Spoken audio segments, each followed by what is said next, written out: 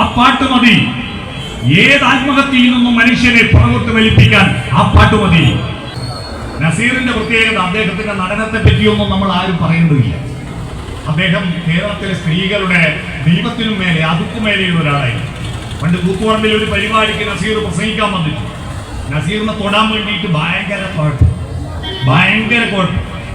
ആ കുഴപ്പത്തിൽ അവസാനം ഒരു പെണ്ണുങ്ങൾ എങ്ങനെയോ നസീറിനെ തൊട്ടു. പെണ്ണുങ്ങൾ വായനൂരിൽ പോയിട്ട് ഞാൻ നസീറിനെ തൊട്ടു എന്ന് പറഞ്ഞിട്ട് നാട്ടിലുള്ള പെണ്ണുങ്ങൾ മുഴുവൻ ഈ പെണ്ണുങ്ങളെ വന്ന് തൊട്ടുന്നതാണ്. എന്നുവെച്ചാൽ നസീറിനെ തൊട്ടാളെ തൊടാലും അത്രയും വലിയ ആളായിരുന്നു അന്ന് നസീർ എന്ന് പറയുന്നു. ഈ ശബ്ദത്തെയും സാഹിത്യത്തെയും സംഗീതമവി സാഹിത്യം സരസ്വത്യ തനദ്വയം ഏകമാപാദമധുരം പരമാലോചനാമൃതം. മറ്റേ പൊട്ടന്മാർക്ക് തിരിഞ്ഞിട്ടില്ല. വെറും പാതിരാവായി നട്ട ഇവൻ കൂട്ടിയതാ. നട്ടപ്പാതിര നീ നാ കിട്ടാൻ വേണ്ടി ഇവൻ കൂട്ടിയതാ. മറ്റൊക്കെ തിരിഞ്ഞിട്ടില്ല. ജയചന്ദ്രൻ കേരളത്തിലെ സംഗീത കുലപതികളിൽ ദ്വന്ദ്വ വ്യക്തിത്വങ്ങളിൽ ഒന്നാണ് ജയചന്ദ്രൻ. ദ്വന്ദ്വ വ്യക്തിത്വം. യേശുദാസും ജയചന്ദ്രനും ആരാ മികച്ചവനെന്ന് ചോദിച്ചാൽ ഇടത്തെ കൈയാണോ വലത്തെ കൈയാണോ നല്ലതെന്ന ചോദ്യം പോലെയാണ് അതിന് ഉത്തരം. രണ്ടുപേരും രണ്ട് മേഖലകളിലാണ്. രണ്ടുപേരും ഒരുമിച്ച് പാടിയ ഒരു പാട്ടുണ്ട്. ആ പാട്ട് ഒരുമിച്ച് കേട്ടു നോക്കുക. സമയരഥങ്ങളിൽ ഞങ്ങൾ മറുകര തേടുന്നു. യേശുദാസ്. അപ്പൊ ജയചന്ദ്രൻ സകലദിനം പൊരുളേ നീ കാത്തരുളീടണമേ നടുങ്ങും ഇരുണ്ട ശൂന്യാകാശം മാത്രം വൈപ്പുനീ സമയരഥങ്ങളിൽ ഞങ്ങൾ എന്ന ആ പാട്ടിൽ പതിവായി പലരുമനേകം പാപഫലങ്ങൾ കൊയ്തെറിയുമ്പോൾ രണ്ടുപേരും ഒരേ വരി ആവർത്തിച്ചു പാടുക. അത് രണ്ട് താരതമ്യം ചെയ്യുമ്പോൾ യേശുദാസിന്റെ പാട്ടും ജയചന്ദ്രന്റെ പാട്ടും തമ്മിൽ വ്യക്തമായ ഒരു നിർവചനം മാത്രം ഞാൻ പറയാം. ഒന്ന് യേശുദാസിന്റെ പാട്ട് മനോഹരമായ ചിത്രങ്ങൾ നമ്മുടെ മുന്നിൽ അവതരിപ്പിച്ചത്. ആ പാട്ട് കേൾക്കുമ്പോൾ ഒരു ചിത്രശാലയിൽ കയറിയതുപോലുള്ള അതിസുന്ദരമായ ചിത്രങ്ങളാണ്. എന്നാൽ ജയചന്ദ്രന്റെ പാട്ട് കേൾക്കുമ്പോൾ മനോഹരമായ ശില്പങ്ങളാണ് നമ്മുടെ മുന്നിലുണ്ടാകുന്നത്. ത്രിമാന ചിത്രങ്ങൾ, ശില്പങ്ങളാണ് നമ്മുടെ മുന്നിൽ. സ്വർണ്ണഗോപുര നർത്തകീ ശില്പം കണ്ണിനു സായൂജ്യം നിരൂപം ഏതൊരു കോവിൽ ദേവതയാക്കുമെന്ന പാട്ടുണ്ട്. ആ ശില്പം നമ്മൾ ആ സ്വർണ്ണഗോപുരത്തില് പിടിപ്പിച്ചിരിക്കുന്ന നർത്തകിയുടെ ശില്പത്തെ നമ്മുടെ മുന്നിൽ യഥാതഥമായി അവിടെ പ്രതിഷ്ഠിക്കുന്ന അനുഭവമാണ് ജയചന്ദ്രന്റെ പാട്ടുകൾ കേൾക്കുമ്പോൾ നമുക്കുണ്ടാവുന്നത്. അത്രയും സുന്ദരമാണ് ആ ശബ്ദം.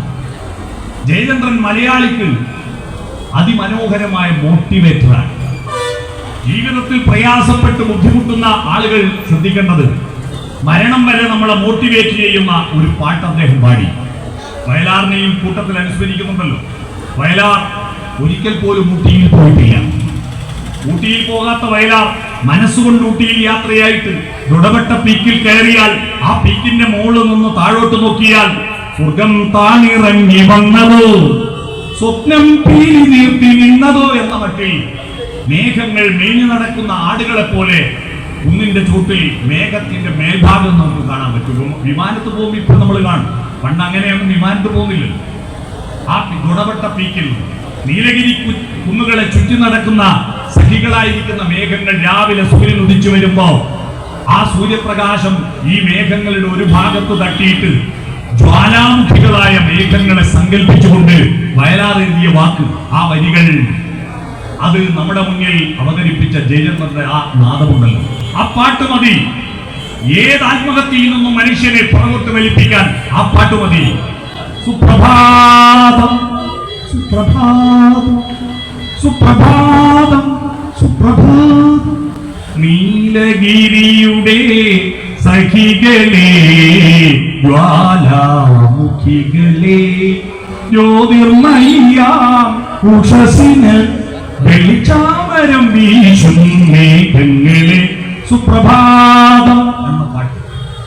ആ പാട്ട് വയലാർ ഊട്ടി പോവാണ്ട് എഴുതിയ പാട്ടാണ്. അതിൽ 1000 താമരത്തളിരുകൾ വിടർത്തി അരയന്നങ്ങളെ വളർത്തി വസന്തവും ശിശിരവും കുളിക്കാനിറങ്ങുന്ന വനസരോവരമേ എന്നൊരു വരിയുണ്ട്. വയലാർ ഏറെ വിമർശനം കേൾക്കേണ്ടി വന്ന ഒരു വരിയാണ്. വസന്തവും ശിശിരവും ഒരുമിച്ച് കുളിക്കാനാണ്. വസന്തം വരുമ്പോ ശിശിരം പോവും, ശിശിരം വരുമ്പോ വസന്തം പോവും. ഇതെങ്ങനെ ഒരുമിച്ച് കുളിക്കാനാണ്? അതിന് കൃത്യമായ ഒരു വ്യാഖ്യാനം കൊടുത്തത് കേരളത്തിന്റെ ചീഫ് സെക്രട്ടറിയും കുടജാദ്രിയിൽ കുടികൊള്ളും മഹേശ്വരി എന്ന ഗാനം എഴുതിയ കെ ജയകുമാർ എന്ന് പറയുന്ന കവിയാണ് അതിന് വ്യാഖ്യാനം കൊടുത്തത്. ചന്ദ്രനിൽ മനുഷ്യൻ കാലുകുത്തിയതിന് ആ വർഷമാണ് ഈ പാട്ട് എഴുതിയത്.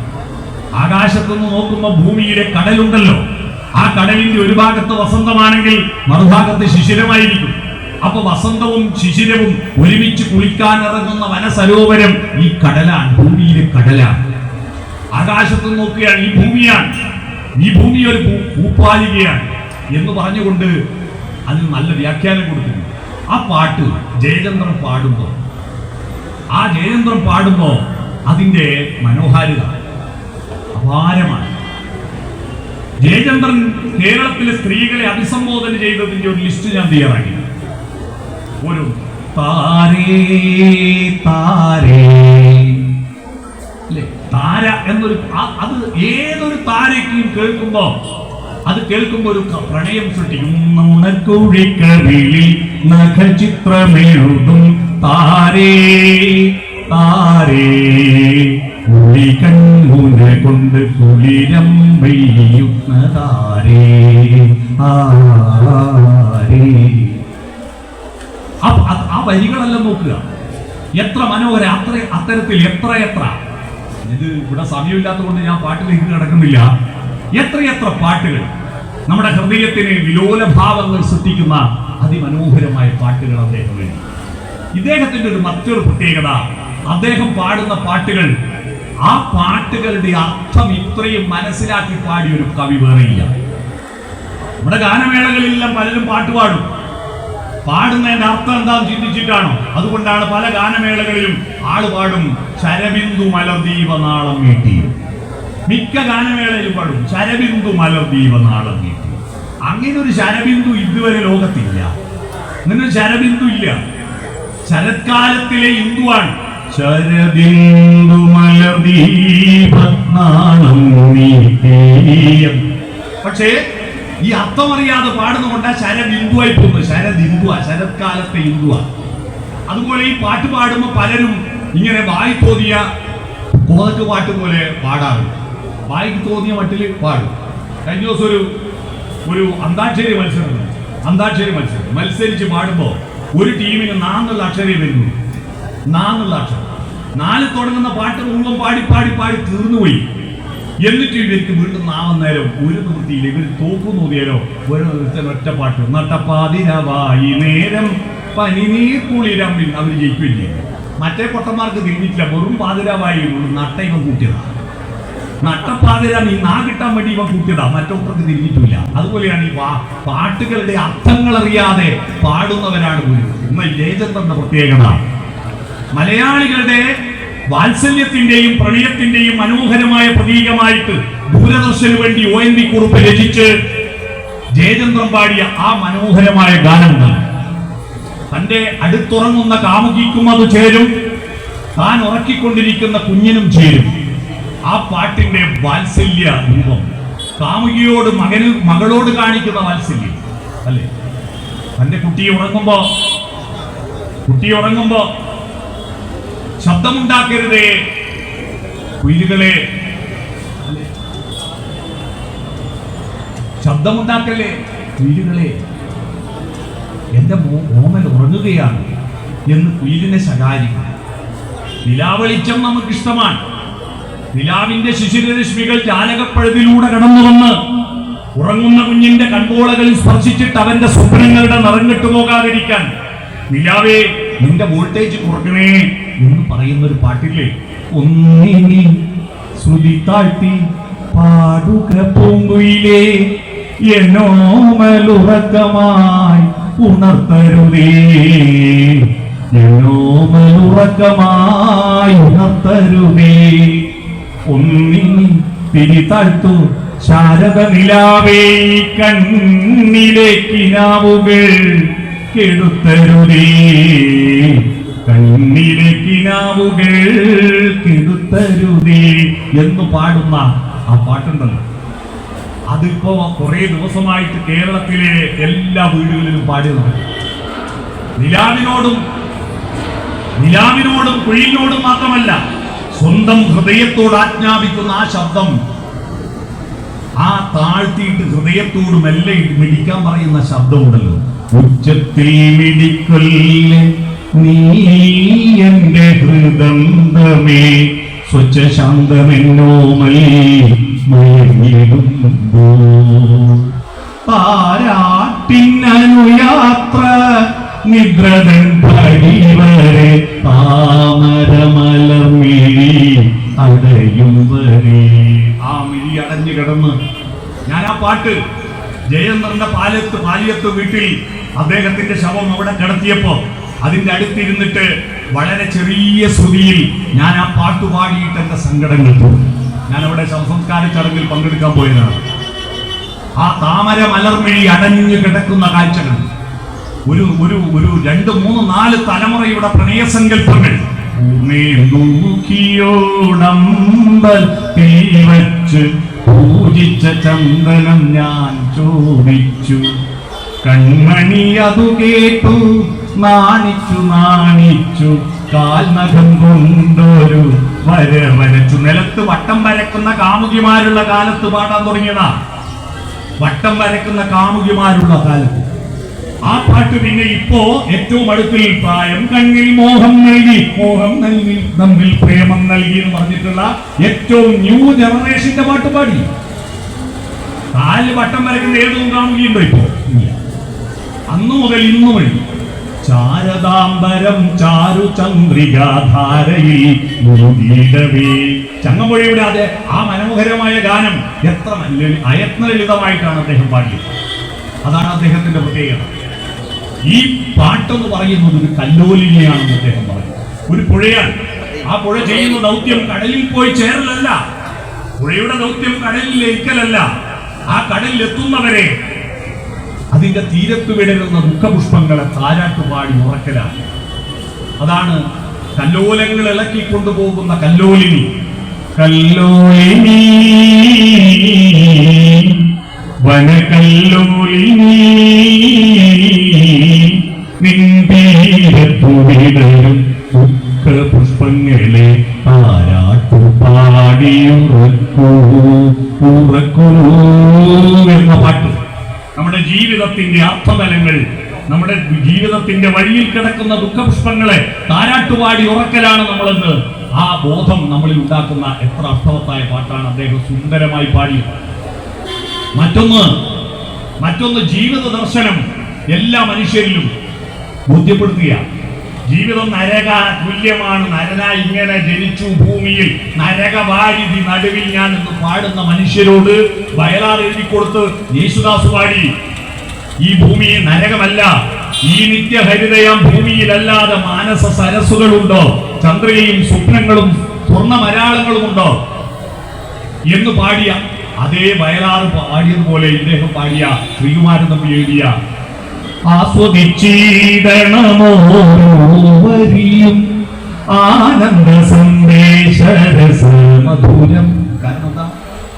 ഇന്നോ നാളെയോ വിളക്കു കേടും, പിന്നെയോ ശൂന്യമാം അന്ധകാരം, കാവ്യപുസ്തകമല്ലോ ജീവിതം എന്ന് പറഞ്ഞാൽ ജയചന്ദ്രന്റെ പാട്ടുകളുടെ ആലാപനവും അതിലെ വരികളും കൂട്ടിച്ചേർത്ത് നോക്കൂ.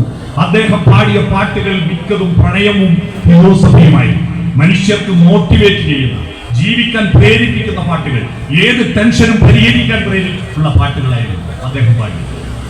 ആ മഹാത്മാവ് മരണം എന്ന് പറയുന്നത് എല്ലാവർക്കും യാഥാർത്ഥ്യമാണ്, മരിച്ചുപോയി. ആ കൂട്ടത്തിൽ നക്ഷത്രങ്ങൾ എന്ന സിനിമയിൽ അദ്ദേഹം ഒരു രംഗവും അഭിനയിച്ചു. ഈ വിനീത് എന്ന് പറയുന്ന കഥാപാത്രത്തിന്റെ മൊലാലിയായിട്ട് അഭിനയിക്കുകയും ചെയ്തു. അദ്ദേഹം അദ്ദേഹത്തിന്റെ പ്രത്യേകത കവിത ചൊല്ലാൻ വിരുദ്ധത്തിൽ കവിതകൾ, സിനിമയിലെ വിരുദ്ധങ്ങൾ അവതരിപ്പിക്കാൻ അദ്ദേഹത്തിന്റെ ശബ്ദം അതിഗംഭീരമായി. വള്ളത്തോൾ നാരായണ മേനോൻ എഴുതിയ മറ്റൊന്നല്ല എന്നൊരു കവിതയിൽ പേരാറ്റുവക്കിൽ കലാമണ്ഡല പെരുവഴിയിൽ അത് ജയചന്ദ്രൻ ഒരു കവിതയാക്കിയിട്ട് ആലപിച്ചത് എത്ര സുന്ദരമാണ്. എല്ലാ രാഷ്ട്രീയക്കാരും എല്ലാ കലാകാരന്മാരും നിർബന്ധമായിട്ട് കേൾക്കേണ്ട പാട്ടാണ്, കവിതയാണ് മറ്റൊന്നല്ല എന്ന കവിത. വള്ളത്തോളിന്റെ മറ്റൊന്നല്ല എന്ന കവിത അത് ജയചന്ദ്രൻ അതിമനോഹരമായി പാടിയിട്ടുണ്ട്.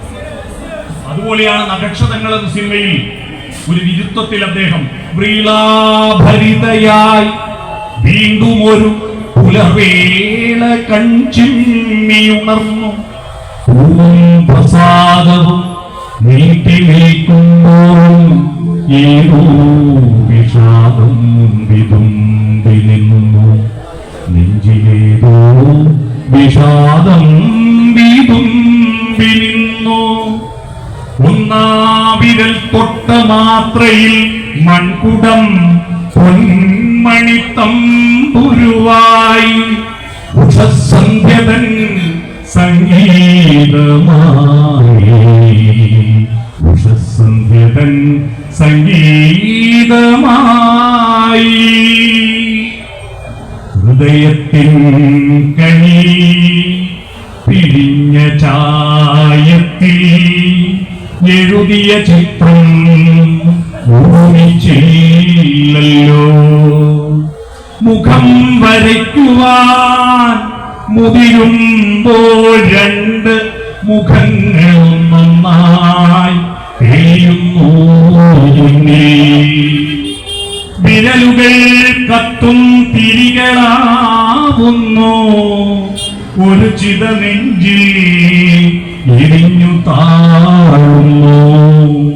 ഒരു നിശാഗന്ധി പൊലിയും യാമമായി, ഒരു മൗനം തേടി മൊഴികൾ യാത്രയാ, ഒരു മൗനം തേടി മൊഴികൾ യാത്രയാ.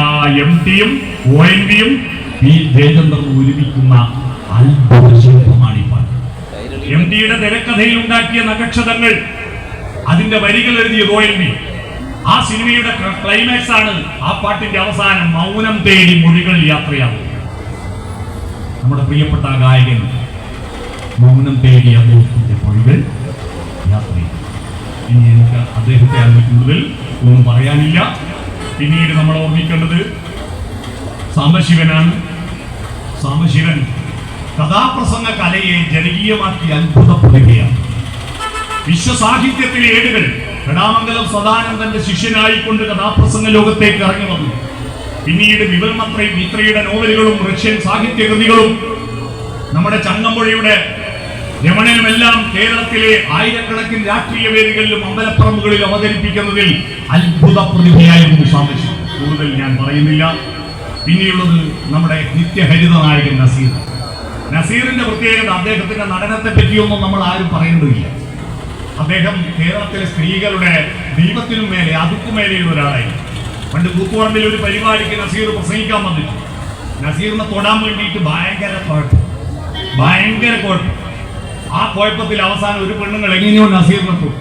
പെണ്ണുങ്ങൾ വായനൂരിൽ പോയിട്ട് ഞാൻ നസീറിനെ തൊട്ടു എന്ന് പറഞ്ഞിട്ട് നാട്ടിലുള്ള പെണ്ണുങ്ങൾ മുഴുവൻ ഈ പെണ്ണുങ്ങളെ വന്ന് തൊട്ടു എന്നാണ്. എന്നുവെച്ചാൽ നസീറിനെ തൊട്ടാളെ തൊടാലും അത്രയും വലിയ ആളായിരുന്നു അന്ന് നസീർ എന്ന് പറയുന്നത്. ആ നസീറിന്റെ ഇത്രയും വലിയ ഒരുപാട് സിനിമകളിൽ അഭിനയിക്കുമ്പോൾ വെറും മരഞ്ചുറ്റി പ്രേമിക്കുന്ന കാമുകൻ മാത്രമായിരുന്നില്ല. എംടിയുടെ ഇരുട്ടിന്റെ ആത്മാവ് എന്ന് പറയുന്ന അതിമനോഹരമായ ആ കഥയെ സിനിമയാക്കി മാറ്റിയ നമ്മുടെ പി ഭാസ്കരൻ അത് സിനിമയാക്കി മാറ്റിയപ്പോ അതിൽ കേരളക്കാരുടെ ഹൃദയത്തിൽ തട്ടുന്ന വിധത്തിൽ അഭിനയിക്കാൻ, ഭ്രാന്തൻ വേലായുധനായിട്ട് അഭിനയിക്കാൻ കഴിഞ്ഞത് അദ്ദേഹത്തിന്റെ നടന വൈഭവത്തിന്റെ കരുത്താണ് മനസ്സിലായത്. ഇത്രയും വലിയ സ്റ്റാർ ആയിരിക്കുമ്പോൾ സാധാരണ മനുഷ്യരോട് നിന്ന് അകന്നു നിൽക്കാതെ, നക്ഷത്രമായി ആകാശത്ത് നിൽക്കാതെ മാന്യമായി സംസാരിക്കുകയും മാന്യമായി പെരുമാറുകയും മാന്യമായിട്ട് സിനിമാ ഷൂട്ടിങ്ങുകളിൽ സഹപ്രവർത്തകരോട് മര്യാദ കാണിക്കുകയും ചെയ്ത ആളാണ് നസീർ. എന്ന് വേണമെങ്കിൽ സിനിമാ നടികളെല്ലാം അദ്ദേഹത്തെ ചുറ്റിപ്രേമിക്കാൻ ഭാഗ്യമായിരുന്നു. ഇന്നത്തെ പോലെ ചെറിയ കണ്ണുള്ള ഒരു നടീനെ വിട്ടിട്ട് വലിയ കണ്ണുള്ള നടീന്റെ അടുത്ത് പാഞ്ഞ നടനല്ലായിരുന്നു നസീർ. മനസ്സിലായി? കണ്ണ് ലേശം ചെറുതായി പോയിട്ട് അതിലും വലിയ കണ്ണുള്ള നടീന്റെ അടുത്ത് ഓടിപ്പോയല്ലോ. അങ്ങനെ ഒരു നടനായിരുന്നു, മാന്യമായിട്ട് ജീവിച്ചൊരു നടനായിരുന്നു അദ്ദേഹം. ഷൂട്ടിംഗ് സൈറ്റുകളിൽ കാരവാനില്ല എങ്കിൽ ഞാൻ വരൂല എന്ന് പറയുന്ന നടനല്ല. എത്രയോ ഫോട്ടോ ഉണ്ട്. നസീറും സംവിധായകൻ കൃഷ്ണനായർ എന്ന് പറഞ്ഞാൽ ഈ കെ ജയകുമാറിന്റെ അച്ഛനും മരത്തിന്റെ ചുവട്ടിൽ മതിലുമ്മ കിടന്നുറങ്ങുന്ന ചിത്രം എത്രയോ നമ്മുടെ മുമ്പിലുണ്ട്. ഞാൻ ആ കഴിഞ്ഞ ചിത്രം ഞാൻ കെ ജയകുമാറിന് അയച്ചു കൊടുത്തു. കെ ജയകുമാറിന്റെ അച്ഛനും നസീറും കൂടി ഒരു മരത്തിന്റെ ചുവട്ടിൽ കിടന്നുറങ്ങുന്ന ചിത്രം ഞാൻ കെ ജയകുമാറിന് അയച്ചു കൊടുത്തപ്പോ, ഇനി തിരുവനന്തപുരം വരുമ്പോ ഒന്ന് വീട്ടിൽ വരണം, എന്റെ വീട്ടിന്റെ മുന്നിൽ ചുമരും വരാൻ വലുതായിട്ട് ഈ ചിത്രം ഞാൻ പ്രീവിജയിച്ച് വെച്ചിട്ടുണ്ടെന്ന് കാണണമെന്ന് പറഞ്ഞു. അതാണ് മന്യനായ ഒരു നടനായിരുന്നു നസീർ. അദ്ദേഹവും ജനുവരി 16 ഈ ജനുവരിയുടെ നഷ്ടമാണ് നമുക്കുണ്ടായത്. അനിൽ പനിൽച്ചൂരാൻ ആധുനികതയ്ക്ക് ചേരുന്ന വിധത്തിൽ അതിമനോഹരമായ കവിതകൾ ഒരുപാട് എഴുതിയിട്ടുണ്ട് അദ്ദേഹം. നമ്മളാകെ വ്യത്യസ്തനാമൊരു ബാർബറാം ബാലനെ എന്നുള്ള ഒറ്റപ്പാട്ട് കൊണ്ടാണ് മലയാളികൾ പനച്ചൂരാനും ശ്രദ്ധിച്ചത്. പക്ഷെ അതിനു മുമ്പ് ഒരുപാട് കവിതകൾ, ഒരുപാട് പാട്ടുകൾ അദ്ദേഹം എഴുതിയിട്ടുണ്ട്.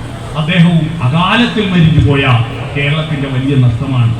ഈ നഷ്ടം ഇത്രയും ആളുകൾ, വയലാറിനെ പറ്റി എനിക്ക് പറയാൻ പറ്റില്ല, കാരണം ഇത് കഴിഞ്ഞിട്ട് വേറൊരു പരിപാടിയുണ്ട്. വയലാറിനെ കുറിച്ച് പറയാൻ തുടങ്ങിയ ആ പരിപാടി പറയും. കാരണം പറഞ്ഞാൽ തീരാത്ത വാക്കുകളാണ് വയലാറിനെ പറ്റി പറയുന്നത്. ഒരുപാട് കവിതകൾ, ഒരൊറ്റ കവിത മതി, സർഗസംഗീതം. ആരണ്യാന്തരഗഹ്വരോദരതപസ്ഥാനങ്ങളിൽ സൈതബോധാര ശ്യാമ മനോഭിരാമ പുലിനോപാന്തപ്രദേശങ്ങളിൽ ആരന്തർമുഖമി പ്രപഞ്ച പരിണാമോഭിന്ന സർഗക്രിയാസാരം തേടി അലഞ്ഞു പണ്ട് അവരിലെ ചൈതന്യമെൻ ദർശനം. ഇന്ന് ഏറ്റവും പ്രസക്തമായ ഒരു വരിയാണ്. അത്രയും സുന്ദരമായ കവിത ഈ പുതിയ തലമുറയുണ്ടല്ലോ, ഇപ്പോ ഇല്ലുമിനാട്ടി എന്ന് പറഞ്ഞു പോകുന്ന തലമുറ, ആ തലമുറയെ മുഴുവൻ കല്യാണ സൗകര്യം, വയലാറിന്റെ കല്യാണ സൗകര്യം വായിപ്പിക്കുക. അടിച്ച് തകർത്ത് മുന്നോട്ട് പോകുന്ന ഭീമന്റെ മുന്നിൽ കിടക്കുന്ന ആ വൃദ്ധവാനരൻ എന്തിന്റെ പ്രതീകമാണ്? സംസ്കാരത്തെ ചവിട്ടി മെതിച്ചിട്ട് ഒരു കല്യാണ സൗന്ദര്യ പൂവും കിട്ടാൻ പോകുന്നില്ല പുതിയ തലമുറക്ക്. കട്ട ചോര കൊണ്ട് ജ്യൂസ് അടിച്ച് സോഡ സർബത്ത് എന്ന് പറഞ്ഞിട്ട് DJ വെച്ച് തുള്ളുന്നില്ലേ? ആ തുള്ളുന്ന തലമുറയോട് വയലാർ കൃത്യമായി പറയുന്നുണ്ട്, നിങ്ങൾ മുന്നോട്ട് കുതിക്കൂ, പക്ഷെ കുതിക്കുമ്പോൾ സംസ്കാരത്തിനെ മറിച്ച് കിടക്കണമെങ്കിൽ അതിന്റെ സഹകരണമില്ലാതെ ഒരു ഇഞ്ച് അങ്ങോട്ട് കിടക്കാൻ പറ്റില്ല. അതാണ് കല്യാണ സൗന്ദര്യം എന്ന കാര്യം. വയലാർ പിന്നീട് സംഗീത ലോകത്തേക്ക് വന്നപ്പോ നിന്ന സമരംഗണ ഭൂമിയിൽ നിന്നണിഞ്ഞ കവചങ്ങളുമായി വന്നു ഞങ്ങൾ മലനാട്ടിലെ മണ്ണിൽ നിന്നിതാ പുതിയ ചെങ്കോടി ബലികുടീരങ്ങളെ. ചാന്ദാഗ്യോപനിഷത്തിലെ ഉദാലകാരിണി ശ്വേതകേതു സംവാദത്തിൽ ഉള്ള വരികളാണ്. പാമ്പുകൾക്ക് മാളമുണ്ട് എന്ന പാട്ടിൽ എവിടെ നിന്നോ വന്നു ഞാൻ, എവിടെ പോന്നു ഞാൻ, വിളക്കുമരമേ വിളക്കുമരമേ വെളിച്ചമുണ്ടോ എന്ന വരിയിലൂടെ ഉപനിഷത്താണ് അദ്ദേഹം തന്നത്. പ്രകൃതിയും മനുഷ്യരും ഈശ്വരനും പരസ്പര പൂരിതമാണ്, കാലത്തിന്റെ പ്രതിരൂപങ്ങളാണ്. പ്രളയപയോധിയിൽ ഉറങ്ങിയുണർന്നൊരു പ്രഭാമയൂഖമേ കാലമേ, പ്രകൃതിയും ഈശ്വരനും ഞാനും നിന്റെ പ്രതിരൂപങ്ങളല്ലേ. ഇത്ര വലിയ തത്വശാസ്ത്രത്തെയാണ് സിമ്പിളായിട്ട് അവതരിപ്പിച്ചത്. ഇത്ര മനോഹരമായിട്ടാണ്. പ്രപഞ്ചം മുഴുവൻ വെളിച്ചം നൽകാൻ പകലിനൊന്നേ വിളക്കുള്ളൂ, ലക്ഷം നക്ഷത്ര ദീപങ്ങൾ കൊളുത്തി സ്വപ്നം കാണുന്നു രാത്രി, വെളിച്ചം സ്വപ്നം കാണുന്നു രാത്രി. അദ്വൈതം ജനിച്ച നാട്ടിൽ, ആദിശങ്കരൻ ജനിച്ച നാട്ടിൽ, 1000 ജാതികൾ, 1000 മതങ്ങൾ, 1000 ദൈവങ്ങൾ. അതിൽ അദ്ദേഹം പറയുന്നുണ്ട്, മതങ്ങൾ ജനിക്കും, മതങ്ങൾ മരിക്കും, മനുഷ്യനൊന്നേ വഴിയുള്ളൂ. ഞാനിപ്പോ പഠിച്ചുകൊണ്ടിരിക്കുന്ന ഒരു വിഷയം ഈ ഭൂമിയിൽ മരിച്ചുപോയ മതങ്ങളും മരിച്ചുപോയ ദൈവങ്ങളുമാണ്. ഞാൻ അന്വേഷിച്ചുകൊണ്ടിരിക്കുക. എനിക്ക് ഇതുവരെ മരിച്ചുപോയി ഇന്ന് ആരും പ്രാർത്ഥിക്കാത്ത, പണ്ട് ഒരുപാട് ആൾ പ്രാർത്ഥിച്ചിരുന്ന 100 ദൈവങ്ങളുടെ പേര് ലിസ്റ്റ് കിട്ടിയിട്ടുണ്ട് കേട്ടോ. മരിച്ചുപോയ ദൈവങ്ങൾ 100 ദൈവങ്ങൾ ഈ ഭൂമിയിൽ മരിച്ചു പോയിട്ടുണ്ട്. അത് കൃത്യമായി വയലാർ അവതരിപ്പിച്ചിട്ടുണ്ട്. അതാണ് അദ്ദേഹത്തിന്റെ ഒരു ദീർഘവീക്ഷണം എന്ന് പറയുന്നത്. ഈ ശബ്ദത്തെയും സാഹിത്യത്തെയും, സംഗീതമഭി സാഹിത്യം സരസ്വത്യ തനദ്വയം ഏകമാപാദമധുരം പരമാലോചനാമൃതം. സംഗീതം ആപാദമധുരമാണ്, അതിന് വ്യാഖ്യാനങ്ങൾ വേണ്ട. എന്ന് പറയാൻ ആരും പറഞ്ഞു തരണ്ട, ആസ്വദിക്കാൻ ആപാദമധുരമാണ്. പക്ഷേ ആലോചനാമൃതമാവും സാഹിത്യം. ആരെയും ഭാവഗായകനാക്കും ആത്മസൗന്ദര്യമാണു നീ എന്ന് പറയുമ്പോൾ ആലോചനാമൃതം. ഇതിനെ കൂട്ടിച്ചേർക്കുന്നതിന്റെ ഒറ്റ ഉദാഹരണം പറഞ്ഞ എന്റെ പ്രസംഗം നടത്താം. സാഹിത്യത്തെ സംഗീതം ചേരുമ്പോൾ ഉണ്ടാകുന്ന ഒരു അത്ഭുതം ഞാൻ കാണിച്ചത്. കാളിദാസന്റെ കുമാരസംഭവം എന്ന് പറയുന്ന ഒരു കാവ്യമുണ്ട്. കുമാരമാഷയുടെ ഉണ്ട് കുമാരസംഭവം എന്ന് പറയുന്ന ഒരു കാവ്യമുണ്ട്. ആ കാവ്യത്തിൽ പാർവതിയെ തന്റെ തപസ്സിനെ വർണ്ണിക്കുന്ന ഒരു രംഗമുണ്ട്. അല്ലെ, കാളിദാസൻ വർണ്ണിക്കുക. പാർവതി ശിവനെ തപസ് ചെയ്യുമ്പോ പാർവതിയെ കുറിച്ച് ഒന്നും പറയുന്നില്ല. പാർവതി ഇങ്ങനെ തപസ് ചെയ്യുമ്പോൾ പാർവതിയുടെ ശരീരത്തിലൂടെ ഒഴുകുന്ന മഴത്തുള്ളി പോകുന്ന റൂട്ട് വർണ്ണിച്ചതാണ് കാളിദാസൻ. സ്ഥിതാക്ഷണം പക്ഷസൂതാടിതാധര എന്ന ശ്ലോകം സംസ്കൃതം. അതുകൊണ്ട് സംസ്കൃതം അറിയുന്ന ആൾ വളരെ കുറവായിരുന്നു, ഞാൻ വ്യാഖ്യാനിക്കില്ല. അത് വള്ളത്തോട് മനോഹരമായി മലയാളത്തിൽ വിവർത്തനം ചെയ്തിട്ടുണ്ട്.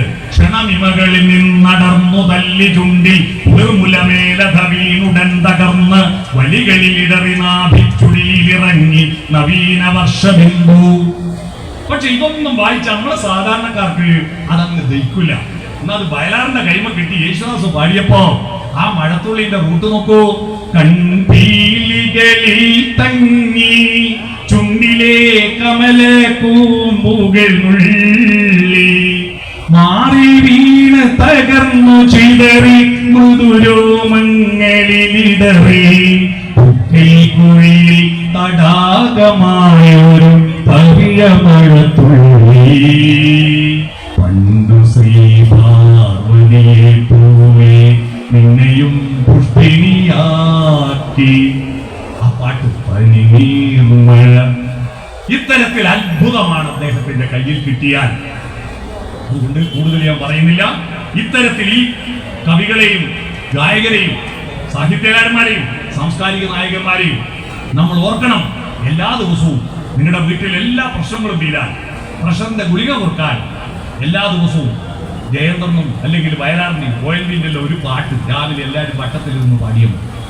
ഒന്നുമില്ല, സുപ്രഭാതം എന്നുള്ള പാട്ടൊന്ന് കേട്ടാൽ പ്രഷറിന്റെ ഗുളിക കൊടുക്കാം. എന്തൊരു രസകരമാണ്.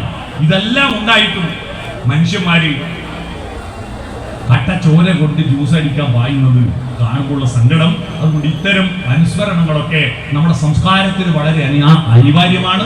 അങ്ങനെ ഒരു അനുസ്മരണം സംഘടിപ്പിച്ച കൈരളി ട്രസ്റ്റിന്റെ ഭാരവാഹികളെ ഹൃദയം നിറഞ്ഞ് അഭിനന്ദിച്ചുകൊണ്ട് ഈ പരിപാടിക്ക് എന്നെ ക്ഷണിച്ചതിനും ഇത്ര നേരം കേട്ടതിനും നിങ്ങളോടെല്ലാം നന്ദി പറഞ്ഞുകൊണ്ട് ഞാൻ എന്റെ ഭാഷണം കൊടുക്കുന്നു. നമസ്കാരം.